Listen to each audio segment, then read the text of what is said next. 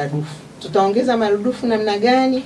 Kwa kuwatumia nyie pia kama kisemeo chetu, kuongeza imani kwa wananchi wetu waweze kuona kwamba kuwa na bima ya afya sio uchuro.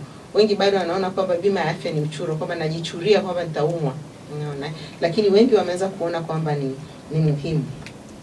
Kwa hiyo tunatarajia pia kutumia sekta binafsi, madalali wa bima, insurance brokers ndo madalali wa bima, alafu insurance agency ni wakala wa bima, lakini pia benki wanatumia bank assurance, lakini vile kutumia makampuni ya simu MNOs. Kwa hiyo tunatarajia sasa tunatarajia mtakapokwenda kwenye vile vituo vya mawakala, mtakuta pia kuna nembo ya NHIF pale ikisema sajili hapa, ili kila mtu aweze kujisajili. Na lengo letu kusajili kwa mwaka huu, tunataka pia kuanza kwenda kwa makundi.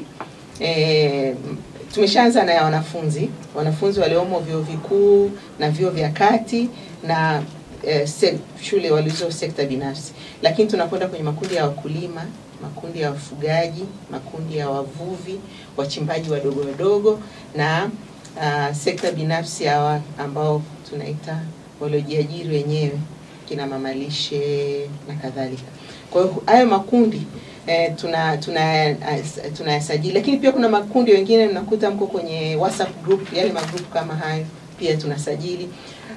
Walioko kwenye vikundi mbalimbali, vikoba, kuna wengine wa mashirika ya dini, jumuiya ndogo.